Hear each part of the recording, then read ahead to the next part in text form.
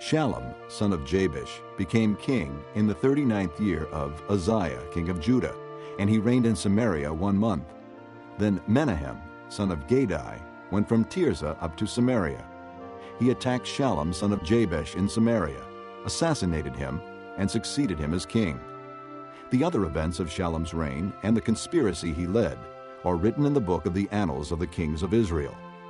At that time, Menahem, starting out from Tirzah, attacked Tiphsah and everyone in the city and its vicinity, because they refused to open their gates. He sacked Tiphsah and ripped open all the pregnant women. In the 39th year of Azariah, king of Judah, Menahem, son of Gadai, became king of Israel, and he reigned in Samaria 10 years. He did evil in the eyes of the Lord. During his entire reign, he did not turn away from the sins of Jeroboam, son of Nebat, which he had caused Israel to commit. Then Pul, king of Assyria, invaded the land, and Menahem gave him 1,000 talents of silver to gain his support and strengthen his own hold on the kingdom. Menahem exacted this money from Israel. Every wealthy man had to contribute 50 shekels of silver to be given to the king of Assyria. So the king of Assyria withdrew and stayed in the land no longer. As for the other events of Menahem's reign and all he did, are they not written in the book of the annals of the kings of Israel? Menahem rested with his fathers, and Pekahiah, his son, succeeded him as king. In the 50th year of Azariah, king of Judah, Pekahiah, son of Menahem, became king of Israel and Samaria, and he reigned 2 years. Pekahiah did evil in the eyes of the Lord.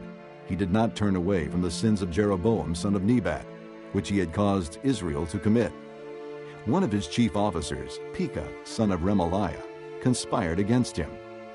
Taking 50 men of Gilead with him, he assassinated Pekahiah, along with Argob and Ariah, in the citadel of the royal palace at Samaria. So Pekah killed Pekahiah and succeeded him as king. The other events of Pekahiah's reign and all he did are written in the book of the annals of the kings of Israel. In the 52nd year of Azariah, king of Judah, Pekah, son of Remaliah, became king of Israel in Samaria, and he reigned 20 years. He did evil in the eyes of the Lord. He did not turn away from the sins of Jeroboam, son of Nebat, which he had caused Israel to commit. In the time of Pekah, king of Israel, Tiglath-Pileser, king of Assyria, came and took Ijon, Abel-Beth-Maacah, Genoa, Kedesh, and Hazor. He took Gilead and Galilee, including all the land of Naphtali, and deported the people to Assyria. Then Hoshea, son of Elah, conspired against Pekah, son of Remaliah. He attacked and assassinated him, and then succeeded him as king in the 20th year of Jotham, son of Uzziah.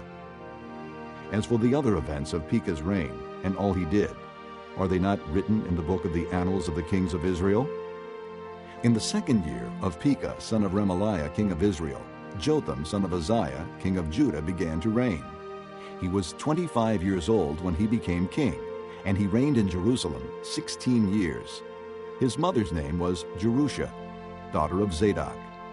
He did what was right in the eyes of the Lord, just as his father Uzziah had done. The high places, however, were not removed. The people continued to offer sacrifices and burn incense there. Jotham rebuilt the upper gate of the temple of the Lord. As for the other events of Jotham's reign and what he did, are they not written in the book of the annals of the kings of Judah? In those days the Lord began to send Rezin, king of Aram, and Pekah, son of Remaliah, against Judah. Jotham rested with his fathers and was buried with them in the city of David, the city of his father. And Ahaz, his son, succeeded him as king. Chapter 16. In the 17th year of Pekah, son of Remaliah, Ahaz, son of Jotham, king of Judah, began to reign. Ahaz was 20 years old when he became king, and he reigned in Jerusalem 16 years. Unlike David his father, he did not do what was right in the eyes of the Lord his God. He walked in the ways of the kings of Israel, and even sacrificed his son in the fire, following the detestable ways of the nations the Lord had driven out before the Israelites. He offered sacrifices and burned incense at the high places, on the hilltops, and under every spreading tree. Then Rezin, king of Aram, and Pekah, son of Remaliah, king of Israel, marched up to fight against Jerusalem and besieged Ahaz, but they could not overpower him. At that time, Rezin, king of Aram, recovered Elath for Aram by driving out the men of Judah. Edomites then moved into Elath and have lived there to this day. Ahaz sent messengers to say to Tiglath-Pileser, king of Assyria, I am your servant and vassal. Come up and save me out of the hand of the king of Aram and of the king of Israel who are attacking me. And Ahaz took the silver and gold found in the temple of the Lord and in the treasuries of the royal palace and sent it as a gift to the king of Assyria. The king of Assyria complied by attacking Damascus and capturing it. He deported its inhabitants to Kir and put Rezin to death. Then King Ahaz went to Damascus to meet Tiglath-Pileser, king of Assyria. He saw an altar in Damascus and sent to Uriah the priest a sketch of the altar, with detailed plans for its construction. So Uriah the priest built an altar in accordance with all the plans that King Ahaz had sent from Damascus, and finished it before King Ahaz returned. When the king came back from Damascus and saw the altar, he approached it and presented offerings on it. He offered up his burnt offering and grain offering, poured out his drink offering, and sprinkled the blood of his fellowship offerings on the altar. The bronze altar that stood before the Lord he brought from the front of the temple, from between the new altar and the temple of the Lord, and put it on the north side of the new altar. King Ahaz then gave these orders to Uriah the priest. On the large new altar, offer the morning burnt offering and the evening grain offering, the king's burnt offering and his grain offering, and the burnt offering of all the people of the land, and their grain offering and their drink offering. Sprinkle on the altar all the blood of the burnt offerings and sacrifices, but I will use the bronze altar for seeking guidance. And Uriah the priest did just as King Ahaz had ordered. King Ahaz took away the side panels and removed the basins from the movable stands. He removed the sea from the bronze bowls that supported it, and set it on a stone base. He took away the Sabbath canopy that had been built at the temple, and removed the royal entryway outside the temple of the Lord, in deference to the king of Assyria. As for the other events of the reign of Ahaz, and what he did, are they not written in the book of the annals of the kings of Judah? Ahaz rested with his fathers, and was buried with them in the city of David. And Hezekiah, his son, succeeded him as king. Chapter 17.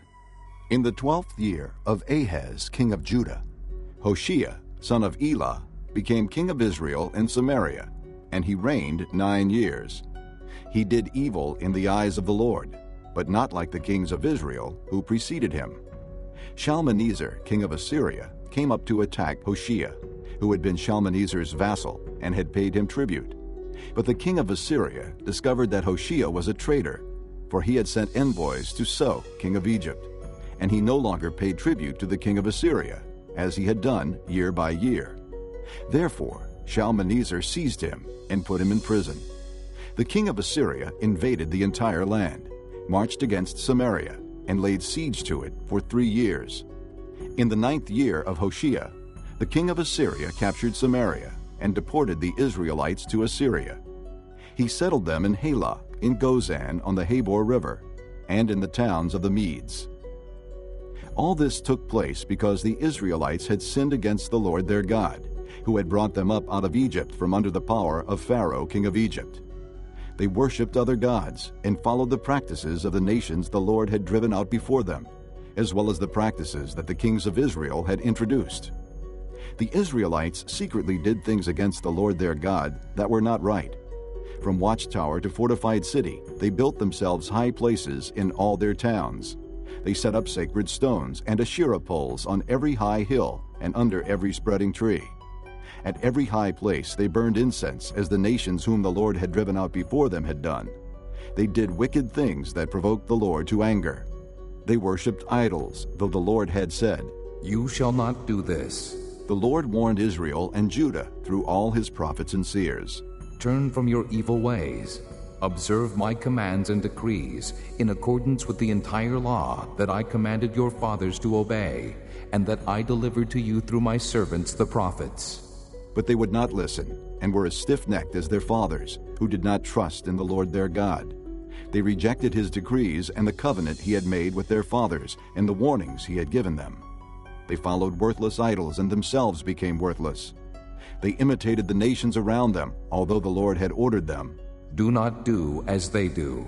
And they did the things the Lord had forbidden them to do. They forsook all the commands of the Lord their God, and made for themselves 2 idols cast in the shape of calves, and an Asherah pole. They bowed down to all the starry hosts, and they worshipped Baal. They sacrificed their sons and daughters in the fire. They practiced divination and sorcery, and sold themselves to do evil in the eyes of the Lord, provoking him to anger. So the Lord was very angry with Israel, and removed them from his presence. Only the tribe of Judah was left, and even Judah did not keep the commands of the Lord their God. They followed the practices Israel had introduced. Therefore the Lord rejected all the people of Israel. He afflicted them and gave them into the hands of plunderers, until he thrust them from his presence. When he tore Israel away from the house of David, they made Jeroboam son of Nebat their king. Jeroboam enticed Israel away from following the Lord, and caused them to commit a great sin. The Israelites persisted in all the sins of Jeroboam, and did not turn away from them, until the Lord removed them from his presence, as he had warned through all his servants the prophets.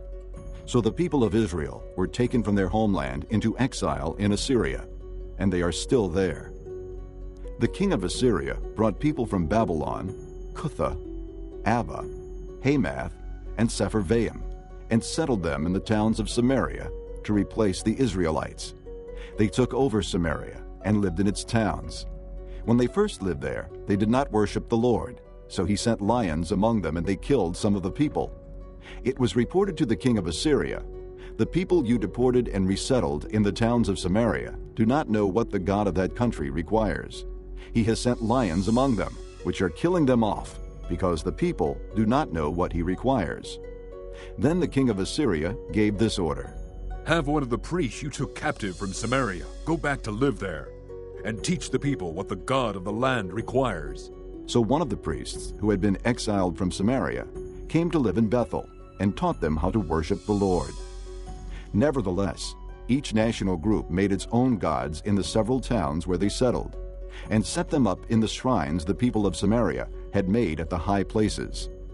The men from Babylon made Succoth-Benoth, the men from Cutha made Nergal, and the men from Hamath made Ashima. The Avites made Nibhaz and Tartak, and the Sepharvites burned their children in the fire as sacrifices to Adramelech and Anamelech, the gods of Sepharvaim. They worshipped the Lord, but they also appointed all sorts of their own people to officiate for them as priests in the shrines at the high places. They worshipped the Lord, but they also served their own gods in accordance with the customs of the nations from which they had been brought. To this day they persist in their former practices. They neither worship the Lord nor adhere to the decrees and ordinances, the laws and commands that the Lord gave the descendants of Jacob, whom he named Israel. When the Lord made a covenant with the Israelites, he commanded them, Do not worship any other gods, or bow down to them, serve them, or sacrifice to them. But the Lord, who brought you up out of Egypt with mighty power and outstretched arm, is the one you must worship. To him you shall bow down, and to him offer sacrifices. You must always be careful to keep the decrees and ordinances, the laws and commands he wrote for you. Do not worship other gods. Do not forget the covenant I have made with you, and do not worship other gods. Rather, worship the Lord your God. It is he who will deliver you from the hand of all your enemies. They would not listen, however, but persisted in their former practices. Even while these people were worshiping the Lord, they were serving their idols. To this day, their children and grandchildren continue to do as their fathers did. Chapter 18. In the 3rd year of Hoshea, son of Elah, king of Israel, Hezekiah, son of Ahaz, king of Judah, began to reign. He was 25 years old when he became king, and he reigned in Jerusalem 29 years. His mother's name was Abijah, daughter of Zechariah. He did what was right in the eyes of the Lord, just as his father David had done. he removed the high places, smashed the sacred stones, and cut down the Asherah poles. He broke into pieces the bronze snake Moses had made, for up to that time the Israelites had been burning incense to it. It was called Nehushtan. Hezekiah trusted in the Lord, the God of Israel. There was no one like him among all the kings of Judah, either before him or after him. He held fast to the Lord and did not cease to follow him. He kept the commands the Lord had given Moses, and the Lord was with him. He was successful in whatever he undertook. He rebelled against the king of Assyria and did not serve him. From watchtower to fortified city, he defeated the Philistines as far as Gaza and its territory.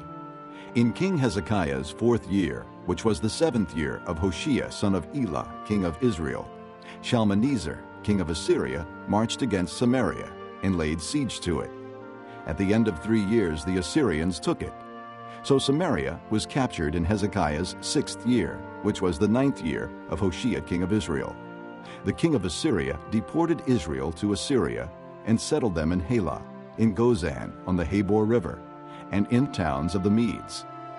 This happened because they had not obeyed the Lord their God, but had violated his covenant, all that Moses the servant of the Lord commanded. They neither listened to the commands nor carried them out. In the 14th year of King Hezekiah's reign, Sennacherib, king of Assyria, attacked all the fortified cities of Judah and captured them. So Hezekiah, king of Judah, sent this message to the king of Assyria at Lachish: I have done wrong. Withdraw from me, and I will pay whatever you demand of me. The king of Assyria exacted from Hezekiah, king of Judah, 300 talents of silver and 30 talents of gold. So Hezekiah gave him all the silver that was found in the temple of the Lord and in the treasuries of the royal palace. At this time, Hezekiah, king of Judah, stripped off the gold with which he had covered the doors and doorposts of the temple of the Lord and gave it to the king of Assyria. The king of Assyria sent his supreme commander, his chief officer, and his field commander with a large army from Lachish to King Hezekiah at Jerusalem. They came up to Jerusalem and stopped at the aqueduct of the upper pool, on the road to the washerman's field. They called for the king, and Eliakim, son of Hilkiah, the palace administrator, Shebna, the secretary, and Joah, son of Asaph, the recorder, went out to them. The field commander said to them, Tell Hezekiah, this is what the great king, the king of Assyria, says. On what are you basing this confidence of yours?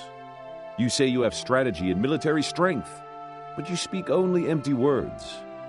On whom are you depending, that you rebel against me? Look now, you are depending on Egypt, that splintered reed of a staff, which pierces a man's hand and wounds him if he leans on it. Such is Pharaoh, king of Egypt, to all who depend on him. And if you say to me, we are depending on the Lord our God, isn't he the one whose high places and altars Hezekiah removed, saying to Judah and Jerusalem, you must worship before this altar in Jerusalem? Come now, make a bargain with my master, the king of Assyria. I will give you 2,000 horses, if you can put riders on them. How can you repulse one officer of the least of my master's officials, even though you are depending on Egypt for chariots and horsemen? Furthermore, have I come to attack and destroy this place without word from the Lord? The Lord himself told me to march against this country and destroy it. Then Eliakim, son of Hilkiah, and Shebna and Joah said to the field commander, Please speak to your servants in Aramaic, since we understand it. Don't speak to us in Hebrew in the hearing of the people on the wall. But the commander replied, Was it only to your master and you that my master sent me to say these things? And not to the men sitting on the wall, who, like you, will have to eat their own filth and drink their own urine? Then the commander stood and called out in Hebrew, Hear the word of the great king, the king of Assyria. This is what the king says. Do not let Hezekiah deceive you. He cannot deliver you from my hand. Do not let Hezekiah persuade you to trust in the Lord when he says, The Lord will surely deliver us. This city will not be given into the hand of the king of Assyria. Do not listen to Hezekiah. This is what the king of Assyria says. Make peace with me and come out to me. Then every one of you will eat from his own vine and fig tree and drink water from his own cistern, until I come and take you to a land like your own, a land of grain and new wine, a land of bread and vineyards, a land of olive trees and honey. Choose life and not death. Do not listen to Hezekiah, for he is misleading you when he says, "The Lord will deliver us." Has the God of any nation ever delivered his land from the hand of the king of Assyria? Where are the gods of Hamath and Arpad? Where are the gods of Sepharvaim, Hena, and Ivah? Have they rescued Samaria from my hand? Who of all the gods of these countries has been able to save his land from me? How then can the Lord deliver Jerusalem from my hand? But the people remained silent and said nothing in reply, because the king had commanded. Do not answer him. Then Eliakim, son of Hilkiah, the palace administrator, Shebna, the secretary, and Joah, son of Asaph, the recorder, went to Hezekiah, with their clothes torn, and told him what the field commander had said. Chapter 19. When King Hezekiah heard this, he tore his clothes, and put on sackcloth, and went into the temple of the Lord. He sent Eliakim, the palace administrator, Shebna, the secretary, and the leading priests, all wearing sackcloth, to the prophet Isaiah, son of Amoz. They told him, "This is what Hezekiah says. This day is a day of distress and rebuke and disgrace, as when children come to the point of birth and there's no strength to deliver them. It may be that the Lord your God will hear all the words of the field commander, whom his master, the king of Assyria, has sent to ridicule the living God, and that he will rebuke him for the words the Lord your God has heard. Therefore pray for the remnant that still survives." When King Hezekiah's officials came to Isaiah, Isaiah said to them, "Tell your master, this is what the Lord says. Do not be afraid of what you have heard. Those words with which the underlings of the king of Assyria have blasphemed me, listen. I am going to put such a spirit in him that when he hears a certain report, he will return to his own country, and there I will have him cut down with the sword." When the field commander heard that the king of Assyria had left Lachish, he withdrew and found the king fighting against Libnah. Now Sennacherib received a report that Tirhakah, the Cushite king of Egypt, was marching out to fight against him. So he again sent messengers to Hezekiah with this word, Say to Hezekiah, king of Judah, do not let the God you depend on deceive you when he says, Jerusalem will not be handed over to the king of Assyria. Surely you have heard what the kings of Assyria have done to all the countries, destroying them completely. And will you be delivered? Did the gods of the nations that were destroyed by my forefathers deliver them? The gods of Gozan, Haran, Rezeph, and the people of Eden who were in Tel Assar? Where is the king of Hamath, the king of Arpad, the king of the city of Sepharvaim, or of Hena, or Ivah? Hezekiah received the letter from the messengers and read it. Then he went up to the temple of the Lord and spread it out before the Lord. And Hezekiah prayed to the Lord, O Lord, God of Israel, enthroned between the cherubim, you alone are God over all the kingdoms of the earth. You have made heaven and earth. Give ear, O Lord, and hear. Open your eyes, O Lord, and see. Listen to the words Sennacherib has sent to insult the living God. It is true, O Lord, that the Assyrian kings have laid waste these nations and their lands. They have thrown their gods into the fire and destroyed them, for they were not gods, but only wood and stone, fashioned by men's hands. Now, O Lord our God, deliver us from his hand, so that all kingdoms on earth may know that you alone, O Lord, are God. Then Isaiah, son of Amoz, sent a message to Hezekiah. This is what the Lord, the God of Israel, says. I have heard your prayer concerning Sennacherib, king of Assyria. This is the word that the Lord has spoken against him. The virgin daughter of Zion despises you and mocks you. The daughter of Jerusalem tosses her head as you flee. Who is it you have insulted and blasphemed? Against whom have you raised your voice and lifted your eyes in pride? Against the Holy One of Israel. By your messengers you have heaped insults on the Lord, and you have said, With my many chariots I have ascended the heights of the mountains, the utmost heights of Lebanon. I have cut down its tallest cedars, the choicest of its pines. I have reached its remotest parts, the finest of its forests. I have dug wells in foreign lands and drunk the water there. With the soles of my feet I have dried up all the streams of Egypt. Have you not heard? Long ago I ordained it. In days of old I planned it. Now I have brought it to pass, that you have turned fortified cities into piles of stone. Their people, drained of power, are dismayed and put to shame. They are like plants in the field, like tender green shoots, like grass sprouting on the roof, scorched before it grows up. But I know where you stay, and when you come and go, and how you rage against me. Because you rage against me, and your insolence has reached my ears, I will put my hook in your nose, and my bit in your mouth, and I will make you return by the way you came. This will be the sign for you, O Hezekiah. This year you will eat what grows by itself, and the second year what springs from that. But in the third year sow and reap, plant vineyards and eat their fruit. Once more a remnant of the house of Judah will take root below and bear fruit above. For out of Jerusalem will come a remnant, and out of Mount Zion a band of survivors. The zeal of the Lord Almighty will accomplish this. Therefore, this is what the Lord says concerning the king of Assyria. He will not enter this city or shoot an arrow here. He will not come before it with shield or build a siege ramp against it. By the way that he came, he will return.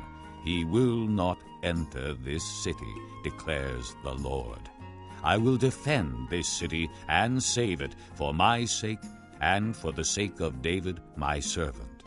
That night the angel of the Lord went out and put to death 185,000 men in the Assyrian camp.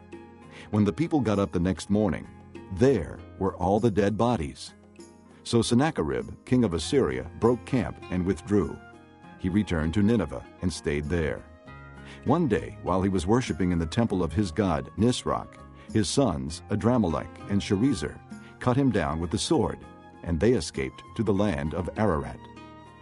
And Esarhaddon, his son, succeeded him as king. Chapter 20. In those days Hezekiah became ill and was at the point of death. The prophet Isaiah, son of Amoz, went to him and said, This is what the Lord says. Put your house in order, because you are going to die. You will not recover. Hezekiah turned his face to the wall and prayed to the Lord. Remember, O Lord, how I have walked before you faithfully and with wholehearted devotion, and have done what is good in your eyes. And Hezekiah wept bitterly. Before Isaiah had left the middle court, the word of the Lord came to him. Go back and tell Hezekiah, the leader of my people, this is what the Lord, the God of your father David, says. I have heard your prayer and seen your tears. I will heal you. On the third day from now, you will go up to the temple of the Lord. I will add 15 years to your life, and I will deliver you and this city from the hand of the king of Assyria. I will defend the city for my sake and for the sake of my servant David. Then Isaiah said, Prepare a poultice of figs. They did so and applied it to the boil, and he recovered. Hezekiah had asked Isaiah, What will be the sign that the Lord will heal me, and that I will go up to the temple of the Lord on the third day from now?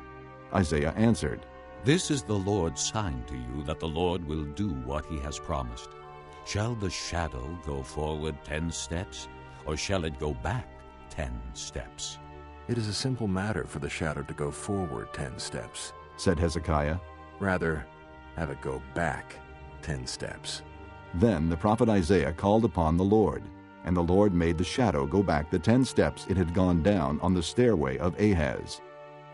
At that time Merodach-Baladan, son of Baladan, king of Babylon, sent Hezekiah letters and a gift, because he had heard of Hezekiah's illness.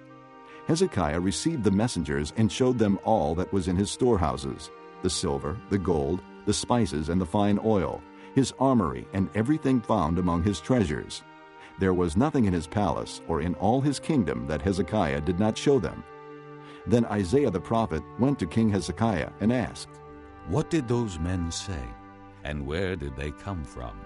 From a distant land, Hezekiah replied. They came from Babylon. The prophet asked, What did they see in your palace? They saw everything in my palace. Hezekiah said. There is nothing among my treasures that I did not show them. Then Isaiah said to Hezekiah, Hear the word of the Lord. The time will surely come when everything in your palace and all that your fathers have stored up until this day will be carried off to Babylon. Nothing will be left, says the Lord. And some of your descendants, your own flesh and blood that will be born to you, will be taken away, and they will become eunuchs in the palace of the king of Babylon. The word of the Lord you have spoken is good. Hezekiah replied, for he thought, Will there not be peace and security in my lifetime?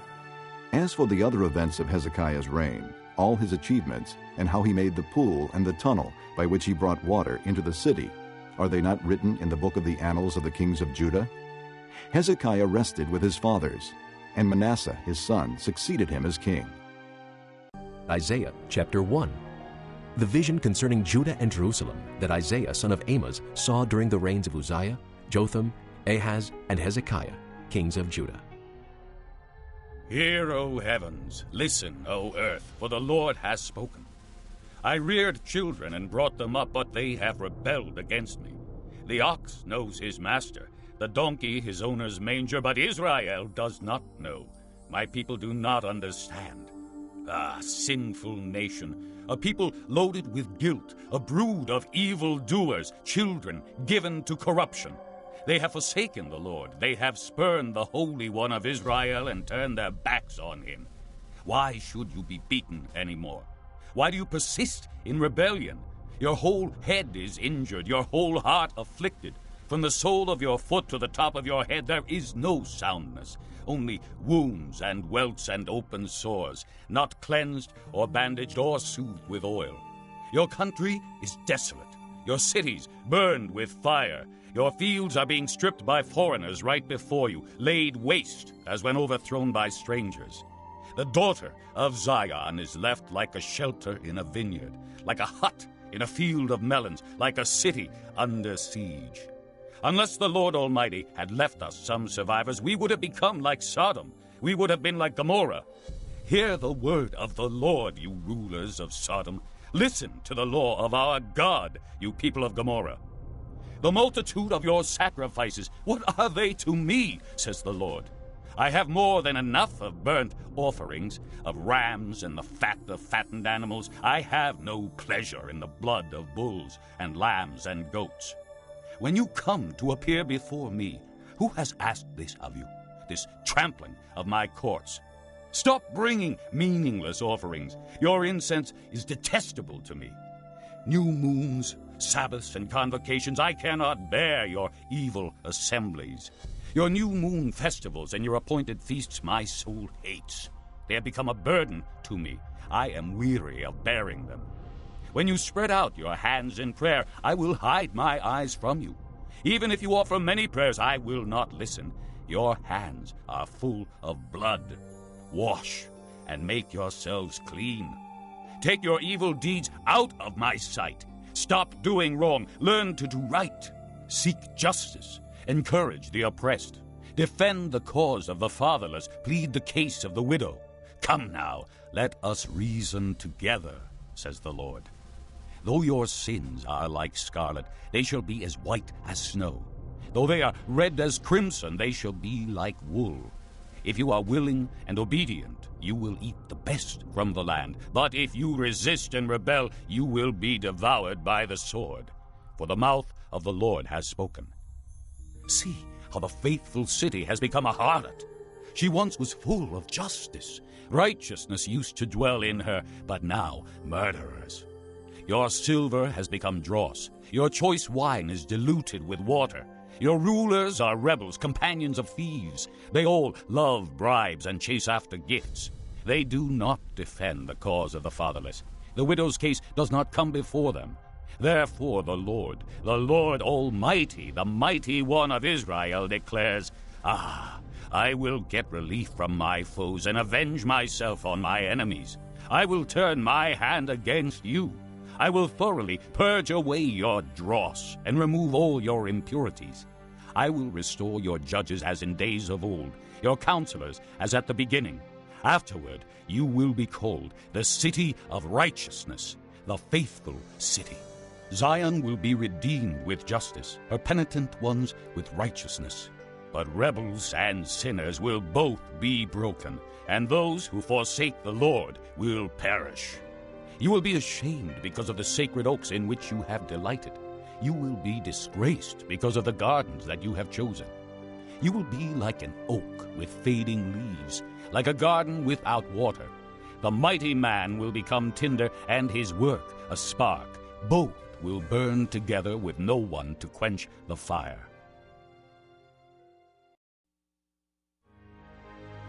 Chapter 2. This is what Isaiah son of Amos saw concerning Judah and Jerusalem. In the last days, the mountain of the Lord's temple will be established as chief among the mountains. It will be raised above the hills, and all nations will stream to it. Many peoples will come and say, "Come, let us go up to the mountain of the Lord, to the house of the God of Jacob. He will teach us his ways, so that we may walk in his paths." The law will go out from Zion, the word of the Lord from Jerusalem. He will judge between the nations and will settle disputes for many peoples. They will beat their swords into plowshares and their spears into pruning hooks. Nation will not take up sword against nation, nor will they train for war any more. Come, O house of Jacob, let us walk in the light of the Lord. You have abandoned your people, the house of Jacob. They are full of superstitions from the east. They practice divination like the Philistines and clasp hands with pagans. Their land is full of silver and gold. There is no end to their treasures. Their land is full of horses. There is no end to their chariots. Their land is full of idols. They bow down to the work of their hands, to what their fingers have made. So man will be brought low, and mankind humbled. Do not forgive them. Go into the rocks. Hide in the ground from dread of the Lord and the splendor of his majesty. The eyes of the arrogant man will be humbled, and the pride of men brought low. The Lord alone will be exalted in that day. The Lord Almighty has a day in store for all the proud and lofty, for all that is exalted, and they will be humbled. For all the cedars of Lebanon, tall and lofty, and all the oaks of Bashan, for all the towering mountains and all the high hills, for every lofty tower and every fortified wall, for every trading ship and every stately vessel. The arrogance of man will be brought low, and the pride of men humbled. The Lord alone will be exalted in that day, and the idols will totally disappear. Men will flee to caves in the rocks and to holes in the ground from dread of the Lord and the splendor of his majesty when he rises to shake the earth. In that day men will throw away to the rodents and bats their idols of silver and idols of gold which they made to worship. They will flee to caverns in the rocks and to the overhanging crags from dread of the Lord and the splendor of his majesty when he rises to shake the earth. Stop trusting in man, who has but a breath in his nostrils. Of what account is he? Chapter 3. See now the Lord Almighty is about to take from Jerusalem and Judah both supply and support, all supplies of food and all supplies of water, the hero and warrior, the judge and prophet, the soothsayer and elder, the captain of 50 and man of rank, the counselor, skilled craftsman and clever enchanter. I will make boys their officials. Mere children will govern them. People will oppress each other, man against man, neighbor against neighbor. The young will rise up against the old, the base against the honorable. A man will seize one of his brothers at his father's home and say, "You have a cloak. You be our leader. Take charge of this heap of ruins." But in that day he will cry out, "I have no remedy. I have no food or clothing in my house. Do not make me the leader of the people." Jerusalem staggers. Judah is falling. Their words and deeds are against the Lord, defying his glorious presence. The look on their faces testifies against them. They parade their sin like Sodom. They do not hide it. Woe to them! They have brought disaster upon themselves. Tell the righteous it will be well with them, for they will enjoy the fruit of their deeds. Woe to the wicked! Disaster is upon them. They will be paid back for what their hands have done.